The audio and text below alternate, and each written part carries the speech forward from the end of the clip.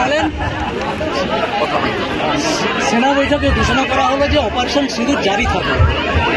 এটা নিয়ে মন্তব্য আমরা করব না। আমাদের সেনাবাহিনী এবং ভারতবর্ষের সরকার, প্রধানমন্ত্রী যে সিদ্ধান্ত নেবেন, আমরা ভারতবাসী হিসেবে সবাই সেটার সাথে থাকবো, সমর্থন করব, দায়িত্ব পালন করব। এটা আলাদা করে বলার কাজ আমাদের নয়। আমরা পুরো দেশের সঙ্গে আছি। 140 কোটি জনগণ ইন্ডিয়ান আর্মি এবং প্যারামিলিটারি ফোর্সের সঙ্গে আমরা দাঁড়িয়েছি।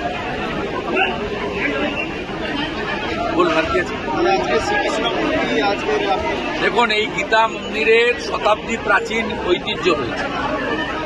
এই গীতা মন্দিরেতে পঞ্চকোটি বৃক্ষ রয়েছে।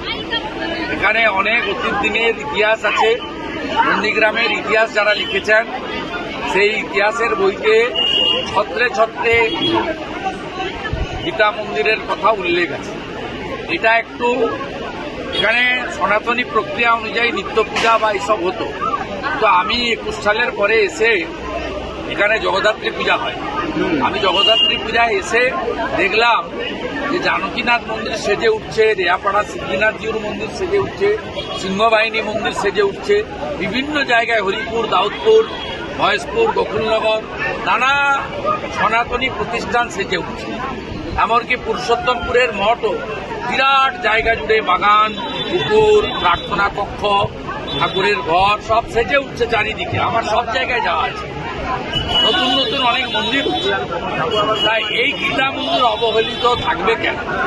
এখানে কিছু গ্রামের বর্ষিয়ার মানুষ তারা ধরে রেখেছিলেন, কিন্তু এখন আপনারা জানেন যে সকলের আর্থিক সংকট আছে, দাতার সংখ্যা কম এবং যে সামান্য দান পাওয়া যাবে তা দিয়ে কিছু হবে না। সেক্ষেত্রে আমি ঘোষণা করেছিলাম দুটো কাজ করব।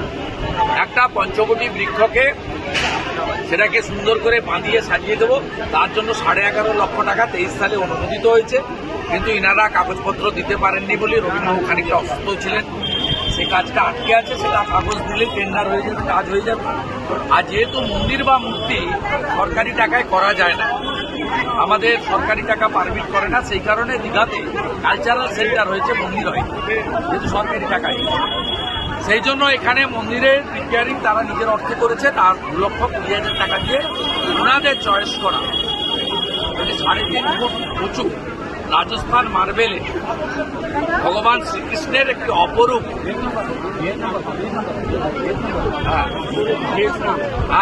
বিদেশি পাথর দিয়ে তারা করেছেন, রাজস্থানের শিল্পীরা বানিয়েছেন।